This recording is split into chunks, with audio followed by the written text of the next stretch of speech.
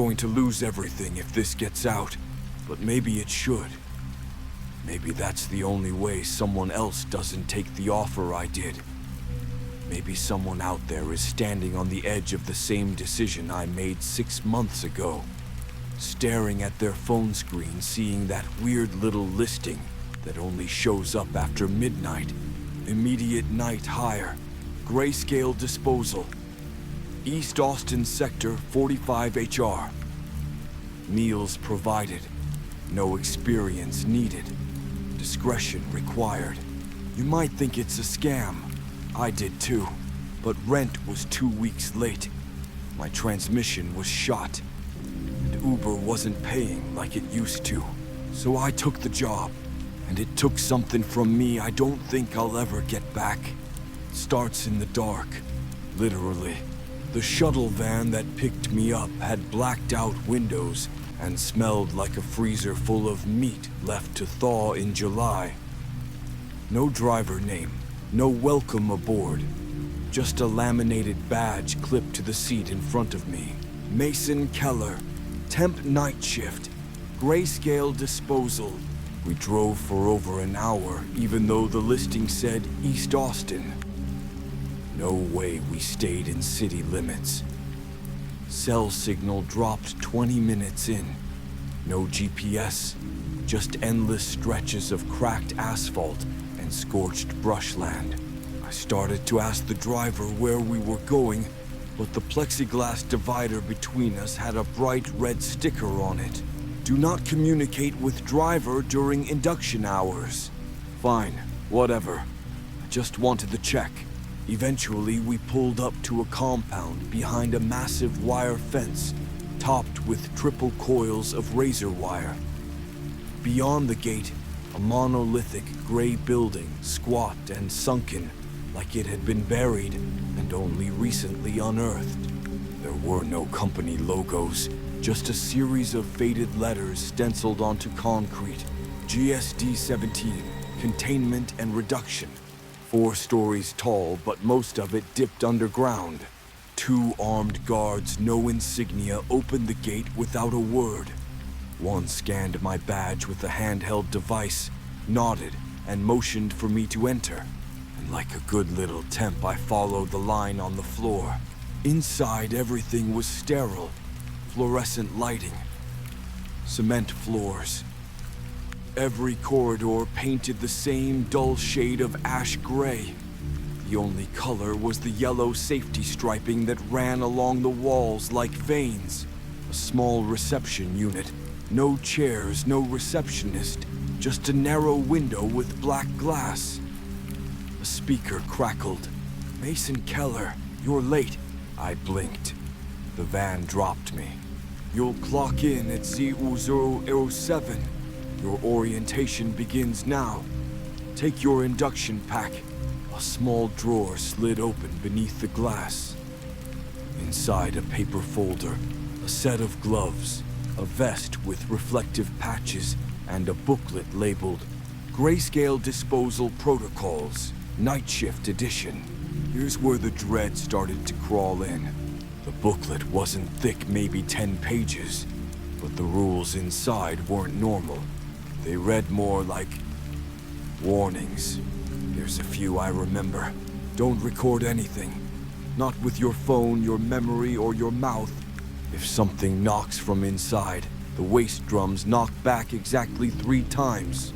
If you hear music between 2:40-30 a.m. report to Station 7 immediately.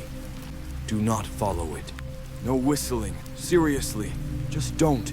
If you're asked to stay overtime, ask who signed the form. Ask twice. Thought it was a prank, like those quirky company culture things startups do. But the woman behind the speaker didn't laugh. She didn't even breathe.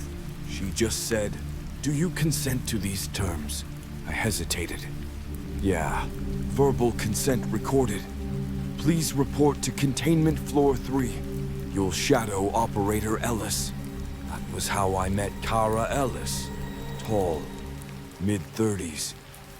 Wore her vest like armor, and walked like someone who'd stopped pretending this job made any sense. She didn't smile when she saw me, just nodded, handed me a second pair of gloves and said, "Don't touch anything unless I say." Cool. We rode the industrial elevator in silence. It sank so far down I felt the pressure in my teeth.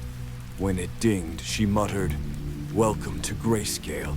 The doors opened, and my first real shift began. The smell hit first. Not rot, not chemicals. Something worse.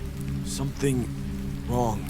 Like hot plastic and wet fur and metal left in blood. Rows of huge steel drums lined the containment floor, each sealed with thick clamps and labels in a language I couldn't read. Some glowed faintly, some vibrated. A few had handprints on the inside of the glass windows set into their lids. I asked what was inside them. Ellis just said stuff that used to be people. Stuff that doesn't know it isn't anymore. Then she handed me a mop.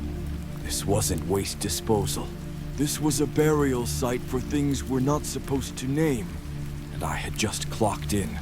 There were over 200 drums on containment floor 3, each lined in perfect rows, the numbers stenciled in black military font down the sides like burial vaults. We passed them like a graveyard. Ellis didn't speak much. She only explained things if I asked, and even then her answers felt like scraps. Half-truths dulled down by protocol. "What's in them?" I asked again. She gave me a look. "You ever microwave tinfoil?" she said. "Imagine what happens if it started screaming." I laughed, then realized she wasn't joking. We stopped at drum number 99. The lid had a small crack near the edge, like someone had tried to open it and changed their mind halfway through. Ellis dropped her mop, knelt beside it, and pressed her gloved hand to the drum's surface. She closed her eyes, waited, then nodded. "It's awake." That made me shiver. Is that bad? It depends. On what? If it recognizes you. Before I could ask what that meant, the side of the drum thumped. Not metal on metal. Knuckles. Deliberate. Measured. Like someone tapping to a beat they knew too well. Then came the sound. A low, wet groan. Like air being forced through a throat that didn't know how to breathe anymore. I backed up. "Jesus, what is that?" Ellis held up a hand. "Let it knock again." We waited. Thump, thump, thump. 3 knocks, evenly spaced. Ellis exhaled. "Okay." It remembers the protocol. Then she turned to me, deadly serious. "You remember the rule about knocking?" I nodded. 3 knocks back, exactly 3. She motioned to the drum. "Do it." I didn't want to, but I also didn't want to find out what happened if I didn't. So I stepped forward slowly and knocked 3 times on the cold steel. Tap, tap, tap. Silence. Then something inside shifted. A huff. A breath. Almost. A sigh. Then the light beneath the drum flickered green. Ellis stood. It's stable again. "What happens if I knock wrong?" She stared past me like the question didn't have an answer. Or maybe had too many. Then it stops pretending it's asleep. I noticed something then.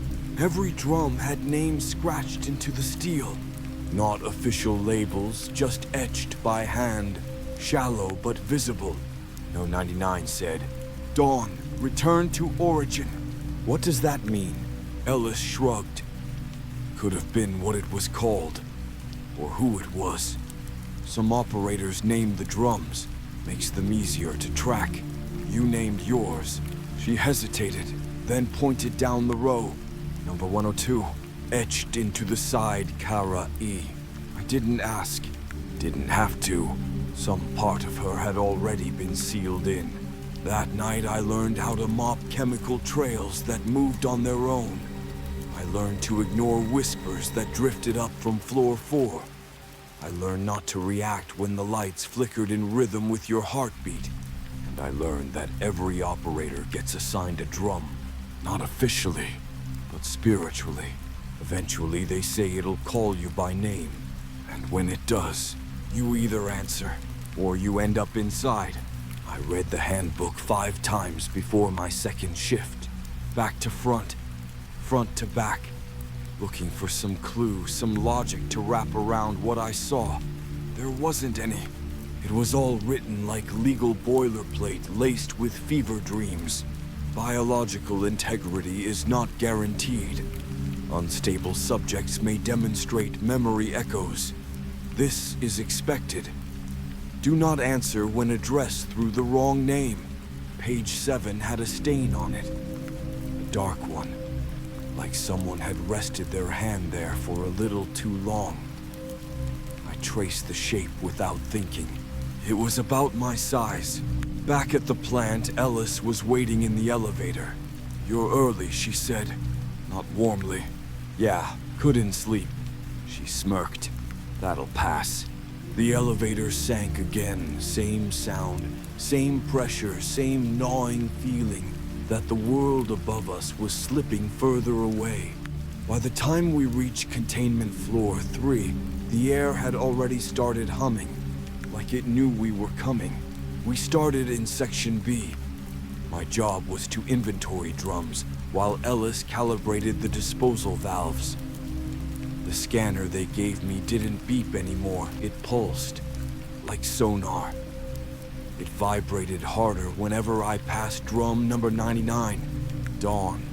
That's what it was called. And today, Dawn was humming. It wasn't a voice, not exactly. Just a low resonance that made the concrete tremble slightly under my boots. "Don't interact," Ellis warned. "It's dreaming. They dream, not like we do. Think of it more like decompression. Thought waste releasing itself." I made a note to never sleep near the containment floor. I asked Ellis about floor 4. She didn't look at me.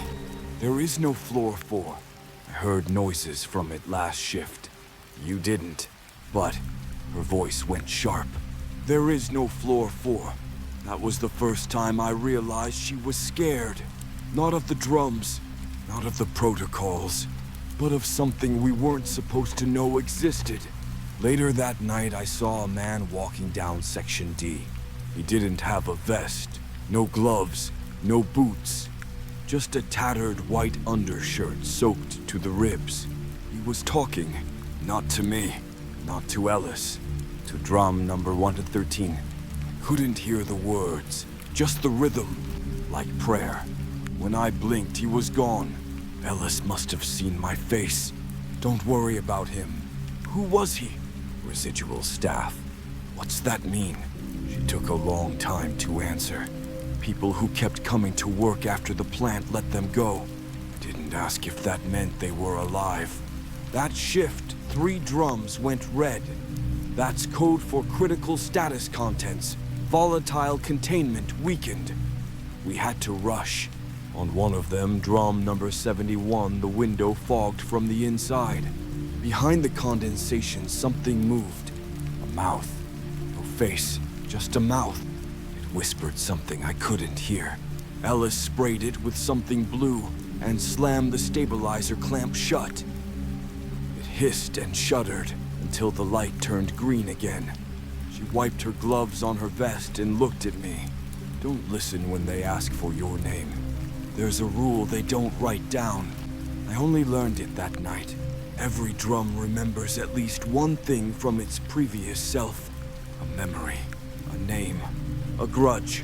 And sometimes they remember us, even if we haven't met yet." I didn't expect to start dreaming again. Not real dreams, just images, blurry corridors, gloves soaked in something thick and dark. A hum vibrating through my bones like I was inside a power line.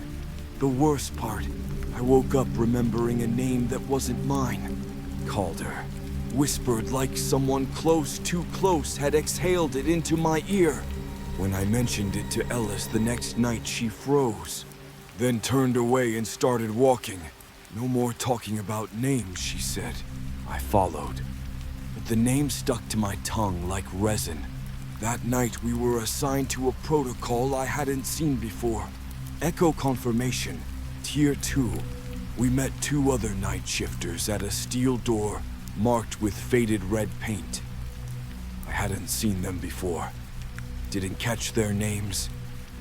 Just 2 figures in dusty vests and masks that looked more gas than surgical. Ellis handed me a headset. Don't take it off until we're back in transit. What's Echo Confirmation? She pulled the mask down over her mouth. You're not confirming the echo. You're confirming that it hasn't spread. The door hissed open. Inside rows of speakers, hundreds of them, all wired to the ceiling. Some were hissing. Others played warped recordings on looped childhood memories, coughing fits, crying. One near the back played what sounded like 2 voices, arguing about who was real. Each speaker connected to a terminal. Each terminal had one option: match. No match. Our job was to listen and press the correct key. If what the voice said felt like something you remembered, you pressed match. If not, you pressed no match. Easy, except it wasn't. Because on the 3rd terminal, the voice wasn't distorted. It was mine. Hey, you there. It's me. You. I don't know how long I've been in here, but I need you to listen. Please don't press no match. I remember your mom's name. Lisa. I remember the chipped tooth, the dog.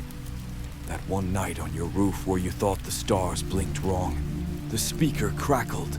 My hand hovered over the keys. Match, no match. My heart pounded. I didn't remember that night, but I remembered the feeling. The cold metal. The thought that the sky looked off. Was that a memory or a trick? Ellis stepped beside me. Quiet. Watching. Press it, she said. What if it's me? It's not. But what if... She didn't let me finish. She grabbed my hand and forced it down on no match. The speaker died. Another one started whispering. This one sounded like Ellis. She walked away. Didn't say a word the rest of the shift. Later I looked up the definition of echo in the handbook. Echo residual cognitive imprint, left within a contaminated memory field. If encountered, do not engage with the version of yourself that remembers more than you do. I haven't slept since. Because I'm scared I'll dream of a version of me who never took this job and try to ask him what it feels like to be free. And if he answers, I don't know if I'll ever come back. Breach nights start the same way. No alarms, no announcements. Just a shift in temperature, too cold, too fast, and a voice over the intercom that doesn't sound human anymore. That night at exactly 2:44 a.m., the lights dimmed and the voice came on. Containment breach. Section A. Operator Keller confirm location. I didn't respond because I didn't remember moving to Section A. But there I was, standing outside drum number 17 with a mop in one hand and the other pressed against the lid like I was trying to feel a heartbeat. Ellis wasn't with me. The drum vibrated, fast, erratic. The glass viewport fogged instantly. Inside was something that looked unfinished. Muscle strung over bone, no skin. A jaw that clicked open and shut like it was trying to remember how to speak. Then it did. Calder. The name again. The same one from the dream. From the echo chamber. My name's not Calder. It never was. But when the drum said it, something inside me cracked a little. Ellis found me a few minutes later.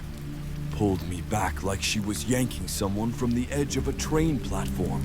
You can't answer, she said. You know that, right? I didn't. Doesn't matter. They think you did. She handed me a packet of blue powder and shoved me toward the emergency intake chute. Neutralize it. Wait, what is this stuff? Cognitive suppressant. It keeps it from remembering too much of you. I poured it in. The drum shrieked. Not a noise, a feeling. Like my thoughts turned inside out for a second. Then silence. Green light. We didn't talk much for the rest of the shift. But I noticed Ellis watching me more than usual. Like she was waiting to see if I started leaking. That's what she calls it when a worker breaks containment from the inside. She says most people don't even realize it's happening. They forget where they are. Start remembering things they've never done. Start calling drums by their real names. Start dreaming in third person. Start saying we instead of I. At 4:19 a.m. my scanner buzzed. A new assignment. Drum transfer, sub-level fear access authorized. I stared at the screen. There is no floor 4, I whispered. The scanner buzzed again, louder. Assignment locked. Timer initiated. I turned to Ellis. I got pinged. She looked at my scanner. Her face drained of color. She didn't say no. Didn't say anything. She just reached into her vest, pulled out a pen, and wrote a name on the back of my glove. Mason. Say it out loud, she told me. Why? In case you forget. The elevator went down farther than it ever had. Long past Containment 3. Past the screaming pipes. Past the mechanical groan of walls not meant to move. The doors opened. No lights. Only the quiet sound of drums breathing in the dark. And then I heard it again. My name. No, not my name. Calder. And this time I felt myself answer, without speaking. They told me floor 4 didn't exist. Ellis swore it up and down. There's no sub-level 4 Keller. The elevator skips from 3 to processing. Always has. She was lying. Or maybe worse, she believed it. Because I've been there. I was there last night. And nothing about that place should exist. When the elevator stopped, the panel didn't ding. No welcoming chime. No fluorescent hum. Just silence. The doors didn't slide open either. They groaned. Like the metal was pushing back. I stepped out onto concrete so smooth it reflected light that wasn't even there. And above me, nothing. No ceiling. Just height. Endless and quiet and breathing. It wasn't a room. It was a void shaped like a corridor. And it was aware of me. There were drums down there too. They didn't look like the ones above. They were longer, stretched, warped, bent in places that didn't match the human body. And none of them had lights, just handprints, inside and out. Some of them pressed against the steel from within. Some from the outside, clawing to get back in. My scanner pulsed red the second I stepped forward. Operator. Unknown access level. Breached identity. Corrupt. I dropped it, but the corridor didn't care. Because that's when I saw it. A drum with my name on it. Not etched, not scratched. Printed, labeled, barcoded. Keller M active unstable. And beneath it, memory anchor Calder. I heard whispers before I felt them, slithering under my skin. Not voices, but thoughts I couldn't own. Like a slideshow of places I've never been. A motel with red wallpaper that peeled in Morse code. A bridge with no river beneath it. A kitchen filled with photographs that bled when touched. Then I saw myself, standing on the far side of the corridor, wearing the same uniform, same vest. But the eyes were wrong. Too bright. Too sure. Too settled. He smiled. Hey, Calder, he said. Not Mason. Calder. He pointed to the drum. You're overdue. Backed away. I'm not you. Not yet. Then the drums began knocking. Not 3 times. Not politely. All of them. At once. In rhythm. Like applause from a crowd that had waited too long. And the sound it made was a memory. one I didn't recognize. But it recognized me. I ran back to the elevator, back through the corridor of never was. I didn't look back, not even when the whispers started repeating my childhood. My mother's name, my first lie, my last dream. The elevator closed like it had been waiting, and when it rose, the lights came back on. My badge blinked green. Ellis was there. Where the hell did you go? I opened my mouth to answer, but I couldn't remember what happened. Not all of it. Only one thing burned into my brain. My name is not Mason anymore. I didn't sleep after floor 4. Not because I couldn't. Because I wasn't sure who would wake up if I did. The next morning, I sat in my apartment, fully dressed, lights on phone in my hand, staring at the clock as it blinked the same minute over and over again. 7:13 a.m. 7:13 a.m. 7:13 a.m. The sun didn't move. My heart didn't race. I felt like I was buffering. Ellis called at noon. Not the company. Not a blocked number. Ellis, don't answer any surveys, she said. They'll ask how long you've worked there. You don't remember, but I do. No, you don't. You started yesterday. Repeat it, out loud. I started yesterday. Good. If they ask what your name is, it's Mason Keller. She went quiet. Then she whispered, say it, even if it doesn't feel right anymore. At 9:00 p.m., a rideshare picked me up. Not the van, a rideshare. Driver had no face. I could hold onto eyes, slid away from memory. The second I blinked, the route said home. Work site, but it took me through a gas station. I swore I used to live near a cul-de-sac that didn't exist last year, and a billboard that read, Welcome back, Calder. I didn't ask. I just watched the windows and tried not to think. When I walked into the plant, the guards scanned me twice. The first scan beeped red. The second beeped green. Just a hiccup, one muttered. But I saw the way they looked at me. Like they'd already tagged me for collection. Ellis was waiting at the checkpoint. You're pale. Didn't sleep. Better than dreaming. We rode the elevator in silence. But this time it didn't stop at floor 3. It stopped at 2.5. No button, no lights. Just a shutter, a slide, and the slow opening of metal into a space that felt like bad déjà vu.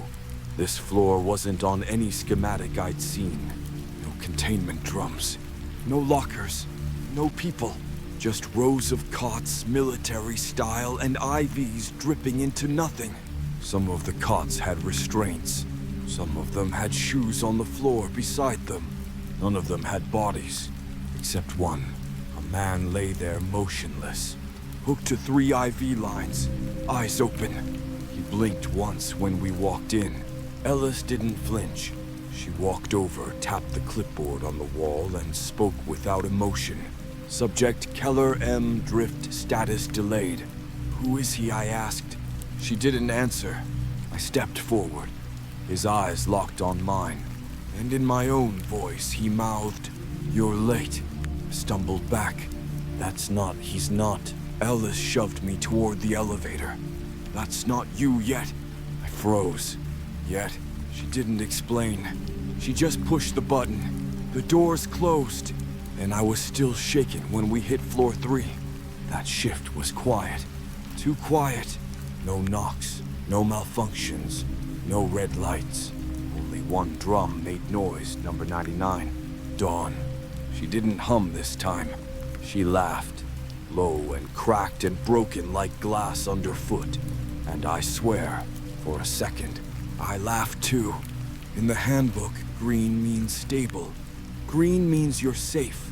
But after enough nights down there, I realized something no one tells you. Nothing at Grayscale Disposal stays stable forever.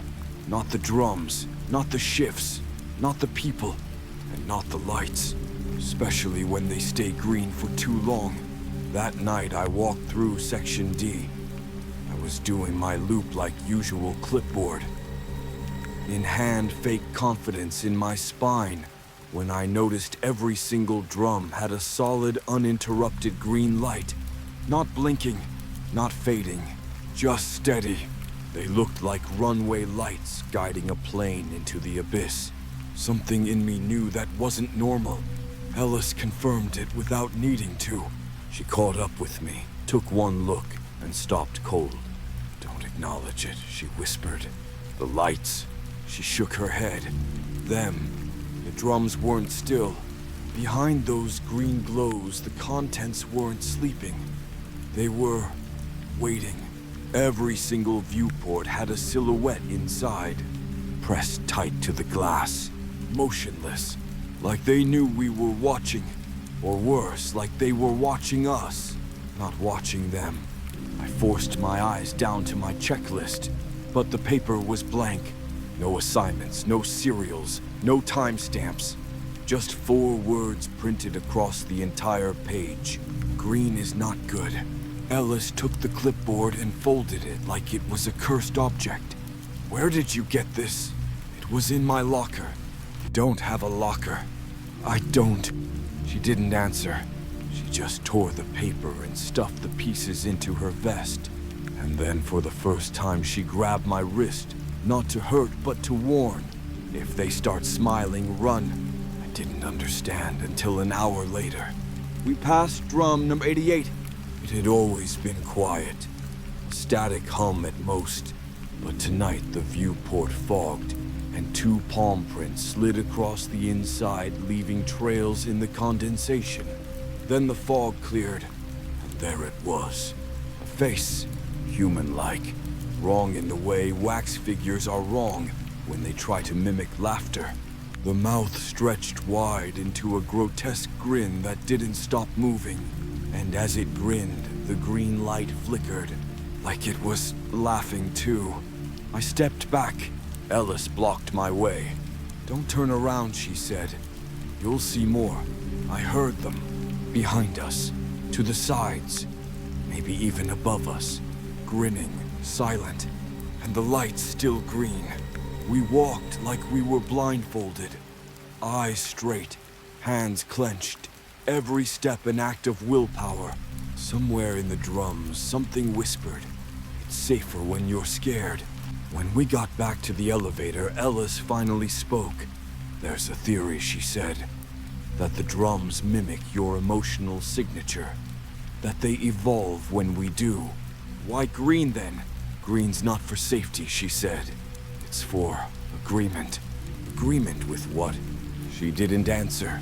The doors closed, and I swear I saw a face grinning on the inside of the steel before they sealed shut. Every shift starts with the checklist. It's a small thing, just a white sheet clipped to a gray board with item numbers and task codes. Every line has a box you check off with a company pen that always runs out halfway through. It's mindless work, routine, comforting even, until it isn't. On my 9th night, the checklist was already filled out when I got to my station. Every box ticked, every signature mine. Timestamps perfect, except I hadn't even clocked in yet. I flipped it over. One word written in my own handwriting. "Repeat." Ellis didn't think it was funny. "You sure you didn't do this?" "Positive." It was already there. She looked it over, her face going a little gray. "Then you've been marked." "Marked for what?" "Routine loop." "What the hell is that?" She didn't answer. Just tore the paper in half and shoved it into the incineration hatch by drum 104. You do it once, it's your job. You do it twice, it's your task. You do it 3 times, it becomes who you are. She walked away after that, left me standing there like a ghost holding someone else's clipboard. I started my rounds anyway. Section B was quiet. Drums 40 through 67 all scanned green. No thumps, no fog, no movement, until I got to drum 53. Didn't have a viewport like the others. Just a seam, a faint line running down the center of the steel like it had once been pried open and welded shut. Next to the barcode was a new note scratched in with something sharp. Checklists lie. And below it, my name. Not just my name, my signature. The same as the one on the form I hadn't written. I scanned the drum. No beep, no reading. Just a slow response on the screen. Status observing you. The text blinked twice. Then the next line appeared. Do you remember yet? Dropped the scanner. I didn't pick it up. When I got back to the station, there was a new checklist waiting. Blank this time. But the final task on the bottom wasn't typed. It was handwritten. Slanted. Off-center. Ask Ellis what she did with hers. So I did. We were restocking chems in the pump room when I finally brought it up. Someone left me a message, I said. Told me to ask you what happened to your checklist. She stopped mid-step, set the canister down, said nothing. Just walked to the hatch and pulled something out from behind the supply crate. Clipboard, burned at the edges, covered in ink that had run like sweat. Most of the writing was gone, except the final line. You're not auditing the job. The job is auditing you. She looked at me and said flatly. I tried to quit. Then she turned the board over. There was a reflection. Not mine, not hers, but someone with my eyes. Someone else's smile. Ellis stopped talking to me after that night. No explanations, no warnings. She wouldn't even look me in the eye. Not because she didn't trust me, because she was scared of what I'd become. At the start of my 10th shift, I was sent to a different station. No drums, no chemicals, just a terminal. A terminal with my name already typed in. Operator C. Keller. Access code. Cleared task review. Incident log, but there's no C in my name. Or at least there wasn't. Not until that moment. The log opened with a date I didn't recognize weeks before I applied for the job. Incident 108. A unauthorized elevator use. Sub-level 4. Operator involved C. Keller. Containment breach drum 17. Calder action. Taken echo protocol failure. Memory loop observed. Subject reassigned. Outcome unstable reabsorption. Awaiting drift. I scrolled further. It included quotes things I'd supposedly said. It's not me in there. It's someone wearing my voice. Why do I remember a life I haven't lived yet? I don't want to forget my real name. None of it sounded familiar. But the handwriting on the report, in the margins, that was mine. I backed away from the screen. The hallway behind me buzzed, once then went silent. When I turned around, Ellis was there, holding a file. She handed it to me without a word. Inside a printed photo, black and white, blurry. Me standing outside drum 17, smiling. I don't remember this. She nodded. That's the problem. I flipped the photo. The back had a note written in pencil. Do not engage with version 2. Couldn't breathe. My hands trembled as I looked back at the terminal. The name at the top had changed. No longer Operator C. Keller. Now it said, Operator Keller Echo. I staggered into the hall. Down to my locker. I needed to see something, anything real. My ID badge was still there. But now the name was wrong. No longer Mason Keller. Just C. Keller. Temporal hold. The walls groaned. Somewhere deep in the structure, something massive moved. Lights flickered from sterile white to soft green. Ellis found me crouched by the containment chute, shaking. She didn't kneel, didn't ask if I was okay. She just whispered, "Don't read the log again. That's how it becomes you." But it was too late, 'cause I already knew what the C stood for. And it wasn't a middle initial. It was a designation for what comes after you drift. There's a drawer in the admin wing labeled Obsolete Correspondence. Most temps never see it. Most supervisors pretend it doesn't exist, but I found it. Or maybe it found me. It was after another green light shift. No knockings, no fogged viewports. Just that quiet hum of something waiting too long to die. Ellis had disappeared mid-shift without explanation, and I was left to do her post-run duties filing data at the admin terminal. While digging for the incident folders, I saw it, a paper drawer, tucked behind the backup power access panel. Labeled by hand in uneven marker, read only once. I opened it.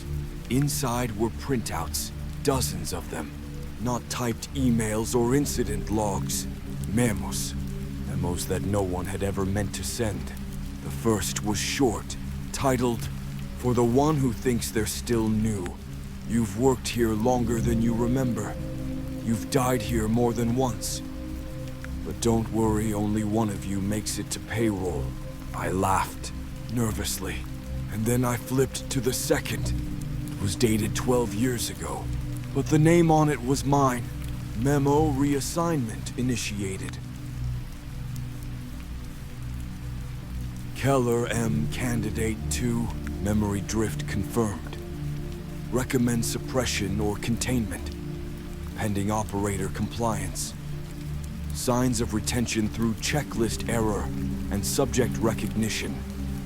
Drum 17 Calder. Operator maintains semi-intact cognition, but ID identity loop is degrading. If subject reaches echo phase, notify floor 4 intake.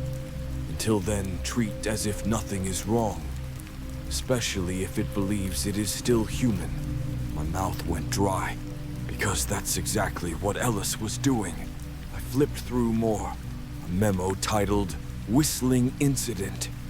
Another titled, "If they laugh, it's already too late." But the worst one, the one that still burned into my head, was handwritten in blue ink on torn company letterhead. It didn't have a title, only this: "Do not fall in love with your echo. They'll never love you back. They only remember what you're most afraid to forget." And at the bottom, signed in shaky handwriting, E. Keller. My sister's name was Elise. She disappeared in 2012. Everyone said she ran away, that she'd gotten involved in something underground. But now I know where she went, and I think she left this for me. The final memo wasn't on paper. It was on the wall, behind the drawer, scratched into the metal panel. "What you think is memory is just the company training video on repeat." Slammed the drawer shut, turned, and saw myself at the end of the hallway. Same uniform, same vest, same haunted stare, except his badge read, "Operator Echo 2, full access." And when I blinked, he was gone. No one ever talks about the lunchroom at Grayscale. Probably because it's not always there. Sometimes it's between containment and records. Other times it shows up next to the freight lift. And one night, no joke, I found it inside the chemical wash bay. Always the same tile. Same flickering soda machine. Same plastic chairs that creak like they weigh 100 pounds each. It feels like a break room, sure, until you look too long. Then it feels like a memory that doesn't belong to you. Tonight was my first time going in alone. Ellis was missing again. Her name didn't show up on the rotation log. No replacement, no message. So I scanned in, forced myself to believe I still needed food, and walked into the lunchroom like it wasn't the last place anyone wanted to be. The lights were dimmer than usual. Not broken, just tired. Like they'd seen too much and were barely holding it together. On the table in the corner sat a sandwich. Plastic wrap perfectly intact. Label peeling but legible. Property of Keller E. Do not eat if you're still you. I stared at it for too long. Long enough to wonder how old it was. Long enough to realize the bread wasn't molding. Long enough to hear it whisper, "Please don't forget her." I backed away, then noticed something else. A second lunch tray, this one labeled with my name. Only it didn't say Mason. It said Calder, reassigned. Inside was a cup of soup. Still warm, steam curling up in slow, deliberate patterns. The smell, it reminded me of home, but not my home. Someone else's version of it. I turned to leave. That's when the chairs started moving. Not violently, just inching closer to the table. Like they knew I hadn't sat down yet. Like they were waiting. I ran out into the hallway, past the sodium lights, past the soda machine which displayed the same message over and over. VERIFYYOURSPINE. Back on containment floor 3, I found a printout taped to the door of drum 99 Dawn. New handwriting, red marker, scrawled with shaky hands. Do not eat the things they feed your memory. If you're hungry, ask who's inside you now. Ellis ate once. She hasn't stopped chewing. I stood there too long. The lights above Dawn turned green. The viewport fogged, then cleared. She wasn't pressed against the glass anymore. She was standing back, arms folded, head tilted, like she was watching me, studying me, deciding something. And then she smiled. Not a grin, not a mimic, a knowing smile. Like she remembered something about me, something I'd forgotten. On purpose. There are always guards at grayscale disposal. Big guys, no names, expressionless. Always 2 at the gate, 2 by the elevator, and sometimes 1 roaming the corridors like a lost animal with a badge. But here's the thing, no one's ever seen them leave. No one's ever seen them eat. No one's ever heard them speak. And I'd worked 13 shifts before I realized I couldn't remember their faces. It hit me during downtime when the drums were stable and the air was still. I tried to picture the guy who scanned my badge every night. Couldn't do it. Not his eyes, not his voice, not even his height. Just presence, like remembering fog. So I waited. I clocked out at 6:00 a.m. sharp, but instead of leaving with the others, I doubled back and hid in the stairwell next to Freight Access B. From there, I could see the north security gate. 1 guard stood still for 20 minutes. Didn't twitch, didn't blink, didn't radio in. He just stared through the fence like he was waiting for something to come back. Then the second guard approached him. They didn't speak. They just turned and walked into the forest, beyond the floodlights. No path, no sound, no hesitation. I followed them, only a few paces, enough to see their boots leave the gravel trail and sink into the undergrowth like they belonged there. Enough to notice something horrifying. They weren't walking, they were swaying, like puppets without strings, like a memory someone kept trying to loop clean. And then, they were gone. When I returned to the gate, no one stopped me. No guards, no camera tracking me. Just a clipboard resting on the scanner post. A note written in handwriting that looked like mine. We only guard what's already escaped. Back inside, the plant was quiet. Too quiet. No hum from the main pipes. No radio chatter. Even the drums silent. Found Ellis in the loading bay, hands shaking a flashlight in one fist like a weapon. Before I could ask anything, she whispered, "They're not security." Then what are they? Her eyes were glassy. Wardens. Of memory. Of self. Of the line between who you are and who got left behind. I showed her the clipboard. The message. She just stared.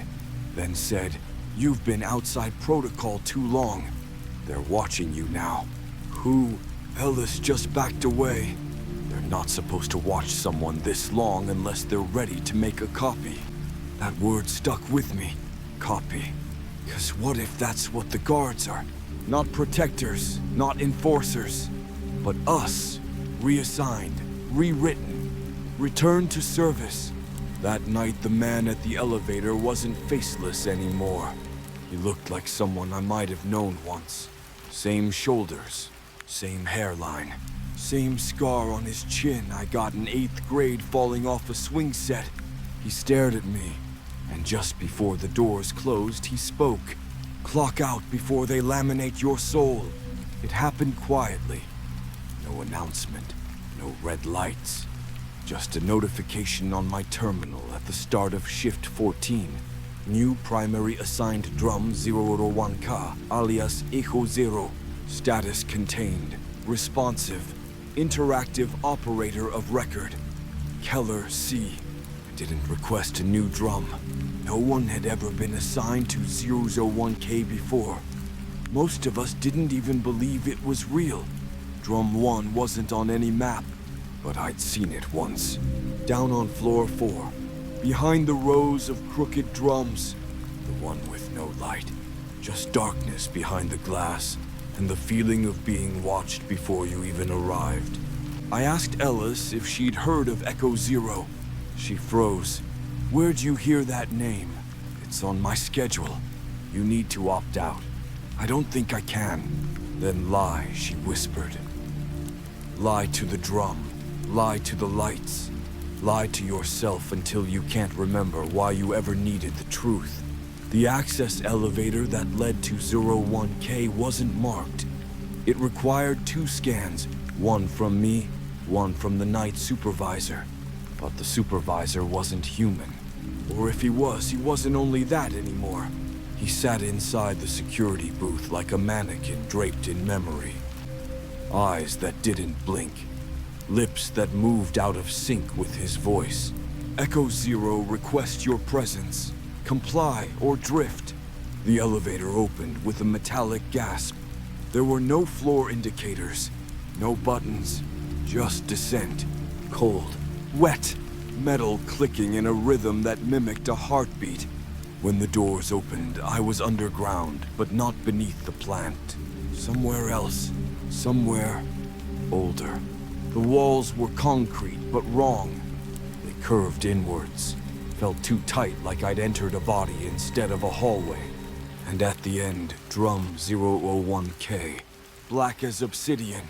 No viewport, no label, no bolts or seams or clamps. Just a surface that seemed to breathe. As I approached, the floor flickered with light. Not overhead, beneath my feet. Words blinked up at me. Hello, Calder. We've been waiting for you. Please initiate introduction. I backed away. The drum made no sound. But inside my head, something knocked. Not on the walls around me, on my own thoughts. I turned to run. The hallway was gone. Only blackness behind me. Echo Zero had closed the corridor like a clenched fist. The floor buzzed again. Do not leave. The others still remember. We can fix that together. Closed my eyes. Counted to 5. When I opened them, Ellis was standing there. She didn't look like herself. Hair wrong, eyes dilated, voice trembling. You made it worse. Then she was gone. I woke up mid-shift, standing in containment B. Gloves on, clipboard in hand. No memory of getting there. No memory of the first 4 hours of the night. Just a faint ringing in my ears and the overwhelming smell of bleach and copper. Ellis was gone again. I checked the logs, no entry, no record, not even her name on the employee manifest. It was like she'd never existed. But I found her gloves in my locker. Still damp, still warm, folded neatly around a note. If you see yourself rehearsing, do not engage.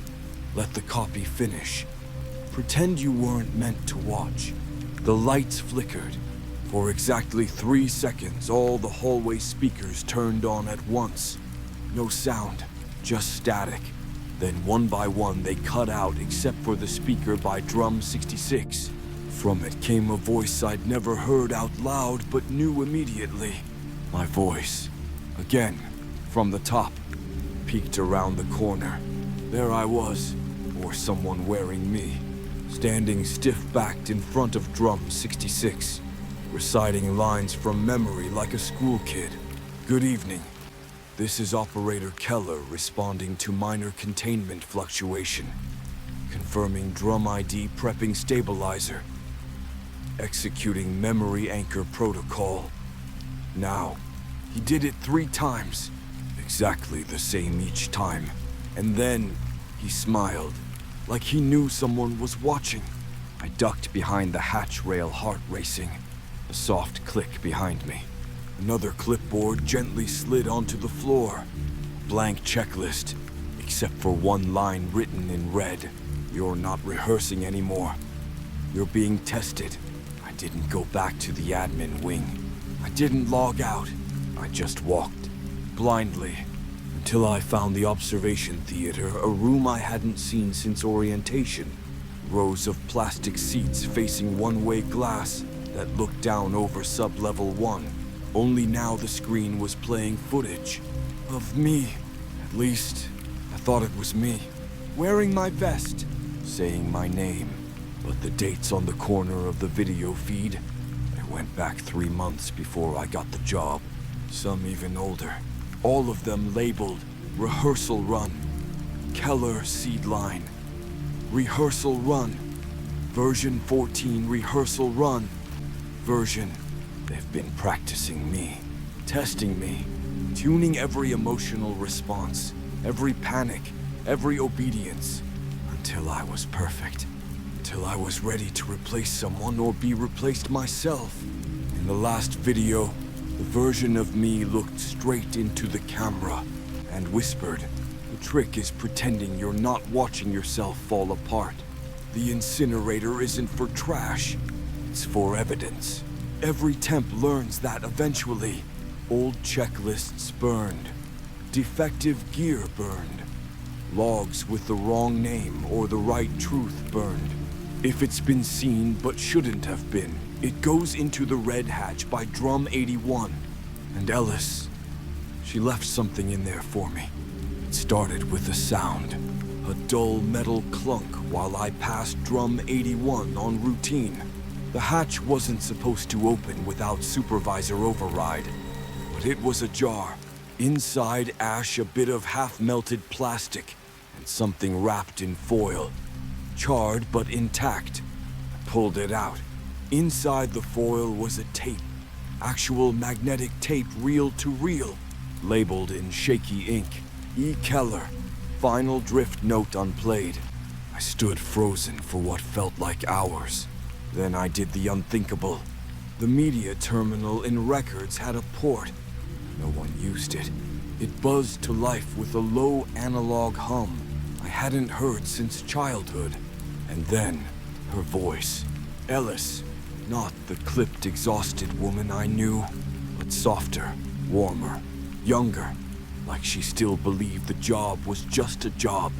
If you're hearing this, I probably don't remember you anymore. Or worse. I do. And I've become the version that thinks you're lying. Grayscale doesn't erase people. It rewrites them. Over and over until the original is blurred out and printed over. They tell you the incinerator destroys evidence. But it doesn't. It just stores what the company can't digest. All the things too human to vanish clean. I sat down. Her voice kept going. Each word peeling back something inside me. I tried to stop my own drift. I made copies of my thoughts, hid pieces in drums, in walls, in checklists. I left breadcrumbs I hoped I'd be able to follow. But I was too late. So if you're listening, I need one thing. Don't save me. Save you. The recording ended with static, and behind it, faintly, another voice whispered, "Operator E. Keller scheduled for Echo Merge 3 days ago." I checked the logs. Ellis hadn't just vanished. She'd been absorbed, folded into a memory construct inside one of the early drums. Echo Zero didn't erase her. It kept her. Back on Containment 3, Drum 1 was lit green. The light pulsed slow like a heartbeat. The terminal displayed a name. Operator Keller merge candidate confirmed. Mine. I don't think this is my body anymore. That's not a metaphor. Not a panic attack. Not a crisis of faith or identity. I mean it literally. It started small. First, my fingerprints didn't match. Scanner flagged me twice. Green light still came, but with a delay. Then the elevator no longer recognized my operator code. Ellis used to override it for me. Now she's gone. Now I override myself. With codes I don't remember learning. Last night I saw a scar on my hand I don't have, or didn't have. At least not until I thought about it. A small half-moon like someone pressed a hot bolt into my skin months ago. It was already healed. Faded. Like it had always been there. Like it belonged. I checked the bathroom mirror in Sector E. Nothing strange at first. Then I looked closer. Eyes too sharp. Hair parted the wrong direction. Even the teeth slightly off-center from what I remember. Like someone rebuilt me from memory. And didn't quite get the reference photo right. I asked the new shift lead if he remembered Ellis. He said there's never been an Ellis. But I saw the lanyard clipped to his belt. Her name was burned into the plastic, under layers of tape. When I reached for it, he stepped back and smiled. The kind of smile you give a patient who's about to be sedated.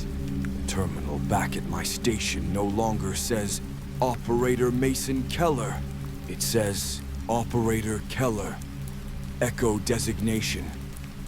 Drift status. Active. Bleed level 1. Merge readiness. 90%. And beneath that, please complete final self-audit. Is this body still yours? Yes. No. I hovered over no. My finger twitched. But I couldn't press it. Not because I wasn't sure, but because I knew what came next. Choosing no means surrender. It means someone else fills the shell. It means I don't get to leave. Later in the break corridor, I heard the vending machine whisper, "You passed the mirror test. Now comes the real one." I turned. No one there. Only my reflection in the glass, smiling back before I did. At the end of my shift, I put on my gloves. They fit too well. Like skin. Like they weren't on my hands, but part of them. I scratched my palm. Felt nothing. Just a flicker of static behind my eyes. I left early. The guard at the checkpoint didn't stop me. He just stared. And for the first time, I recognized him. It was me. Older. Worn. Staring through me like glass. And I swear when I passed, he whispered, "Don't let the body settle, or it becomes the only version you get." They don't tell you when you're scheduled for the merge. There's no countdown, no memo, no announcement over the intercom. You just get redirected. It was shift 18. I clocked in like always. My terminal flashed green like always. But the screen didn't load a checklist. Just a forward message.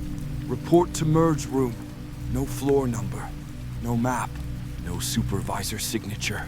I stood there unmoving until the wall scanner next to drum 31 chirped. A blue light. The color they reserve for only one thing. Internal personnel transfer. I followed it.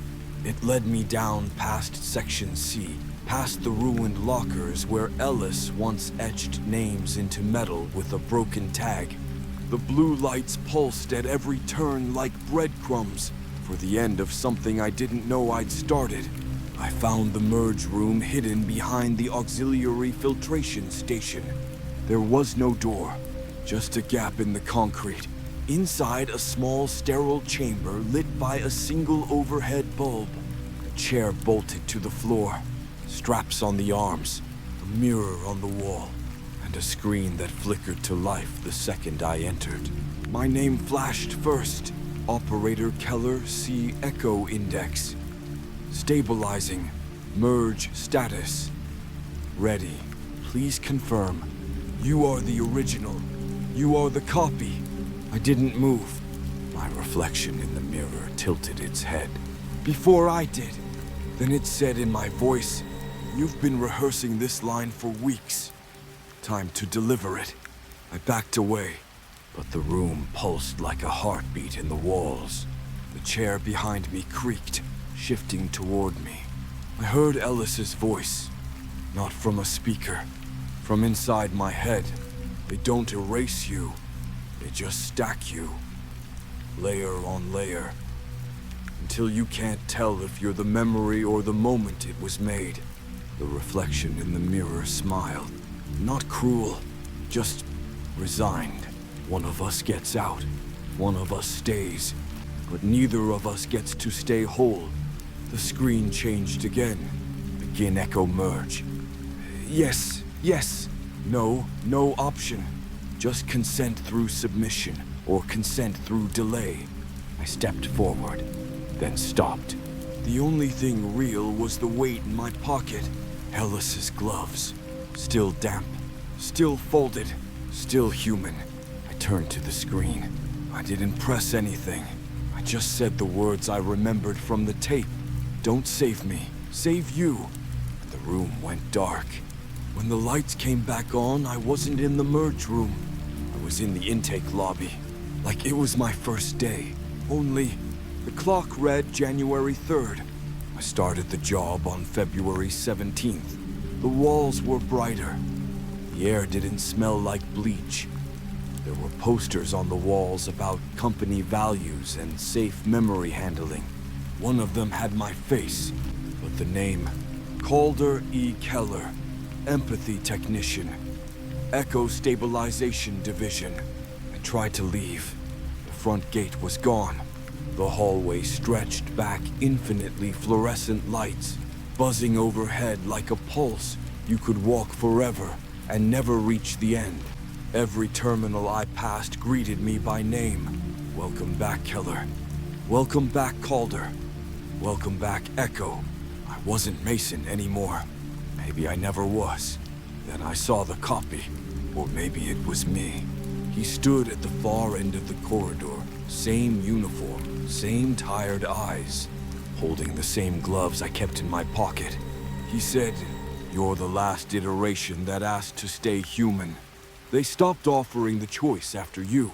I shook my head. I didn't choose anything. He nodded. Exactly. He walked backward into a door that hadn't been there a second ago. When I followed, it led into the observation theater. The screens were cycling through thousands of recordings. Operators laughing, screaming, standing still. Some merged, some weeping, some talking to themselves. Then the screen focused on me, or what used to be me. Eyes blank. Standing next to drum 01K, speaking softly into a recorder. Merge complete. Host stabilized. Memory bleed acceptable. The timestamp read yesterday. A printout came through the wall slot behind me. Finalized paperwork. My name Calder E. Keller. Assignment complete. Remarks subject integrated. Line closed. No further copies scheduled. Then at the bottom, there was never a Keller, only the memory of one. The door clicked open behind me. Inside my uniform hanging on the wall, folded perfectly.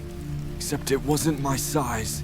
It was the right size for whoever I was supposed to be next. Drum 01K used to hum. Quiet, low, like a breath being held. Now it's silent, dead still, empty. I didn't believe it at first. No drum at grayscale ever stays empty. But when I scanned in tonight, no knock, no static, no green light, no response. Just this message on the terminal screen. Echo drain complete drum 1K vacated. Remainder Keller C. Unfiled. That last word sat wrong with me. Unfiled. Like a form that never got processed. A page no one finished reading. A person no longer attached to a version the company could recognize. I left the containment sector without clearance. walked past the checkpoint, past the lockers, down into the freight lift no one uses. It opened onto a corridor I shouldn't have been able to access. On the wall scrawled in permanent marker, "Do not follow what left you." At the end of the hallway sat the drum, its hatch wide open. Nothing inside. No residue, no gear, no signs of Ellis, no reflection. Just darkness. Pure, soundless dark. Like something had uncoiled itself from time and stepped out. My badge wouldn't scan. I waved it anyway. A voice echoed from the overhead speaker. "Operator not recognized.